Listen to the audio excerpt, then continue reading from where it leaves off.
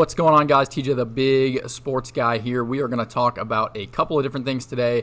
I took a trip back to the ever-reliable Instagram for some more video content here, so we are going to break this down. We're going to look at a product that was opened from Leaf, and then we are going to look at a crazy sale of an Anthony Edwards card absolutely through the stratosphere. I don't understand it or believe it or want to be a part of it, but maybe you guys can make some sense of it. And then we're also going to talk about some grading companies as well. There was a video that kind of piqued my interest, and I feel like when people talk about the grading companies, they're kind of asking some of the wrong questions, so we're going to go through that here toward the end of the video as well. So hopefully you guys enjoy this. Let me know what you think below in the comments, and if you haven't done so, please subscribe to the channel for more content. I probably will be putting out some more in the coming weeks as well. So let's go ahead and jump on into today's video. What you just opened, bro? All right, guys, we just opened a case of Leaf Magnificence. It's probably the best product I've ever seen. All right, we do have to pause right here. So this is the number one thing that every single breaker and every single sports card shop tells you every single time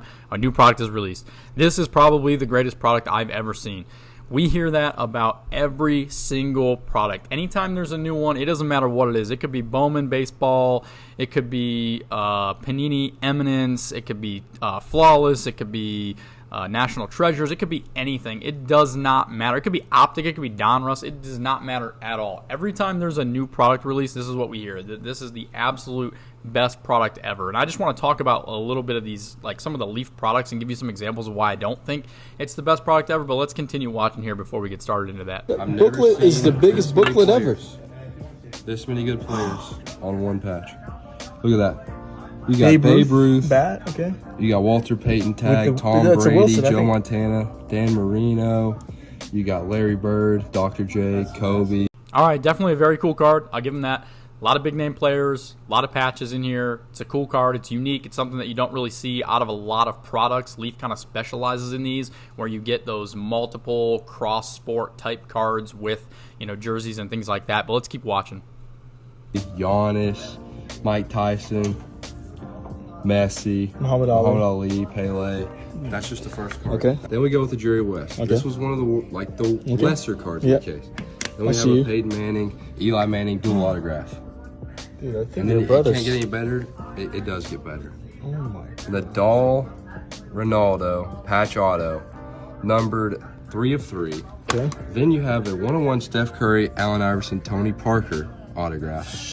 All right, this is where one of my first gripes comes in, as you can see from this card right here. So there's two things that I want to say here. Number one is that Leaf is also known for producing low print cards. So they're going to do like a 1 of 1, a 2 of 2, a 3 of 3, and then like out of 5, things like that. So they're all pretty low numbered. So if you do pull one of these hits, it is going to be one of their product hits, or it's going to be a better card out of there. But as you can see from that card right there, it's really sweet. Got some really good players and everything, but it's always sticker autographs. That's something that collectors are not a huge fan of. Obviously, if you can have an on-card autograph, it's going to be much more favorable, but that's one of the drawbacks of doing these like cross-sport and multiplayer things. To have one physical card and get all those guys together, or send it to each one of them and have them all signed, to get all those signatures in one place, you basically have to do stickers.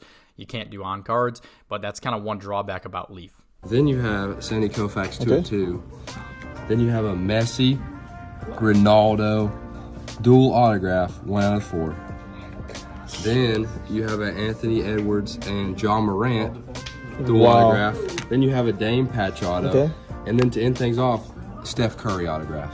This was an insane case. 1, 2, 3, 4, 5, 6, 7, 8, 9, 10 box case. All right, so it's a 10-box case that he went through, and he got all of these cards out of there. So what? There's like 6 or 7 main cards that he got, which is pretty good. So about 1 every other box, let's say. Let's say that there were 5 really good hits, or kind of like product chase type hits out of 10 boxes. That is a very good case. If 50% of your boxes have a really good hit, obviously you're doing very well. Anyone that's ripped cards would know this.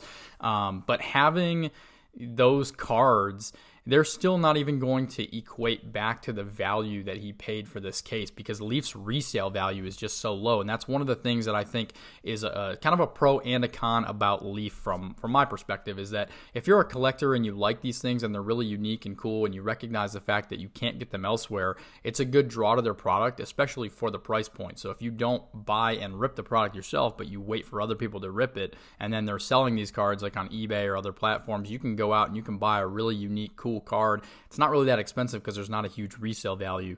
But on the other side of things, if you're the person that's spending a lot of money either getting into breaks, buying cases or boxes to rip yourself, or going to a sports card shop to be able to buy boxes to rip at home, then you've got to pay a little bit more, and then you're not going to be able to recoup as much of your money selling off the cards that you don't want.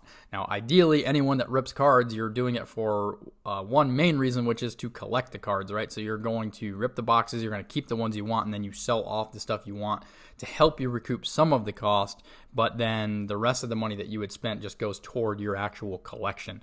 But if you are someone that is trying to make money or wants to rip cards to potentially grade them and flip, this is probably not a product you're going to be able to do that with, and there aren't really a lot of products you can do that with. The price of wax, I've said this before in other videos, is just so high compared to resale value of individual cards. If you want to rip cards and then be able to grade them to be able to flip and make profit or make money on the boxes that you rip, you're like, you got to find something else to do, because there's a 99.9% chance that's not going to happen. Also, why you see, like in the last video that I did, people try to buy raw cards. The cards have already been ripped from the product. People are going out, they're prospecting, and they're looking at cards to identify their condition, but they're buying them raw either off of eBay or in person so that they can try to then send those cards. So you don't have to put in as much upfront expense as ripping the card yourself. They've already been ripped by someone else. You can buy the card for whatever the raw comp is, and then look at what a PSA 9, 10, etc. goes for. Try to send it in, but again, you're still taking a risk there because you've got to pay for grading, and it may not come back at the grade that you want.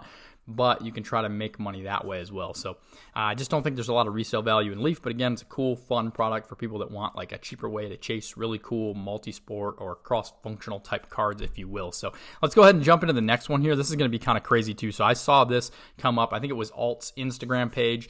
They posted this sale of this Anthony Edwards. It is a gold Prizm numbered to 10. It's a PSA 9. Supposedly sold for $99,758. I'm just curious in the comments below what your guys' thoughts are on this. I think that is astronomical.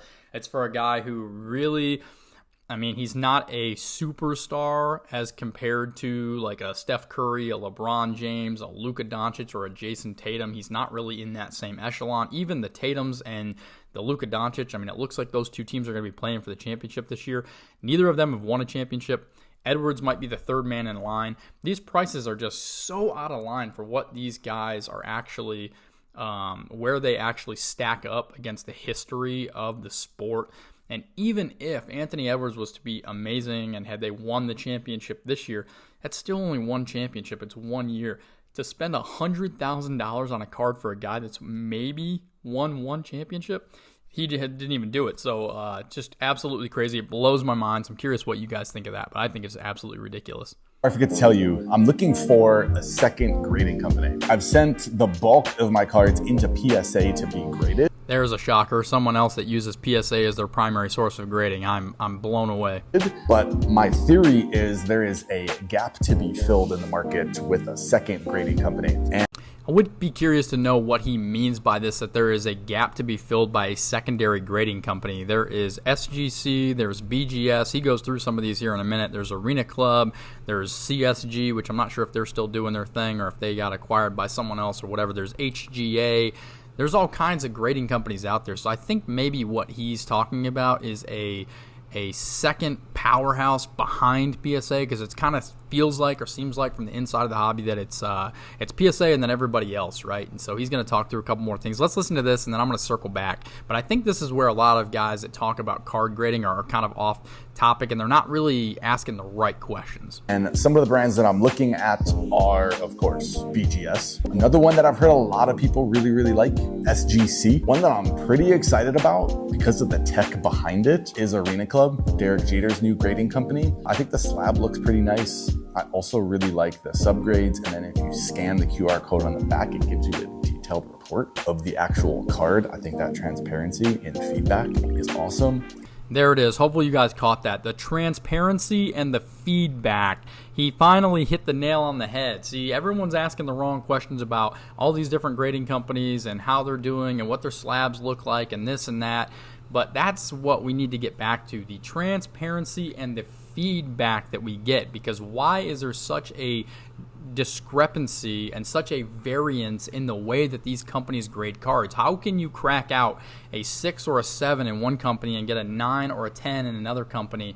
And why did we get the grade that we got? It's okay to get back a stack of cards and go through them and say this one's a 10, this one's an 8, this one's a 9, but why did you get them? We don't know that when we get these cards back. You can get cards back from SGC, you can get cards back from PSA, and you have no idea why it got what it got. Beckett with BGS slabs seems to be the closest right now with being able to give you some kind of reasoning, because at least they do subgrades, right? So if you get subgrades on your card, then you can at least tell, okay, the centering was this, the edges were this, the corners were this, etc. The surface was this. But nobody else really does that. That's what we need to get back to. If we want this hobby to be in a good place and we want people to be able to actually collect and trade things based on similar value, similar condition, etc., we have to get to a point where we can get that feedback and then we can use it. And I think that there are too many people that are focused on how can I make the most money off of this card. If I have a raw card, where can I send it to get the most return on my investment when I send it in?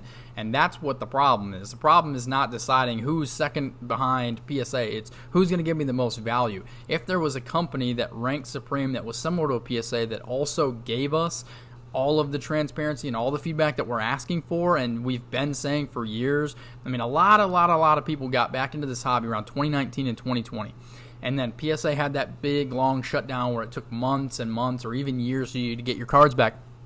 We as collectors, during that entire time, so that was 4 years ago, 5 years ago now, have been asking, why can't we get these things? There's 3 or 4 things that we want to know when we get our cards back from grading. We've been asking for those, and it's like these grading companies are not listening to the feedback. Now, I will say, if Arena Club, and I'm not familiar, haven't sent any cards personally to get them graded by Arena Club, but if they really truly are doing the subgrades on the back and they're using more technology or an AI or whatever to actually grade the cards and create a scale that could then be used across the industry, then that is going to create what we want from an environment in the sports card hobby. And I think that's a great thing. So hopefully they are on that right track. Like I said, I haven't sent any cards there to have them graded personally. I don't mind the slabs. I really couldn't care less what the slabs look like. I'm a fan of SGC over some of the other slabs. I like the thickness, though, of the BGS slabs. They just seem to be a bit more put together, a bit sturdier. But I don't think that the looks really matter as much. I mean, you're always going to have people that are going to complain about no matter what it is. Anything you can put on the internet, people are going to hate it. There's going to be a small segment of the population that are going to hate it. Some people hate the red slabs. Some people hate the black slabs, whatever, right? People are not going to like color or whatever. But if you're at least giving them a service and you're giving them a consistent ability to kind of check the feedback and understand why they got what they got, I think it would make things a lot better in the hobby. So you guys let me know what you thought, and I will catch you next time.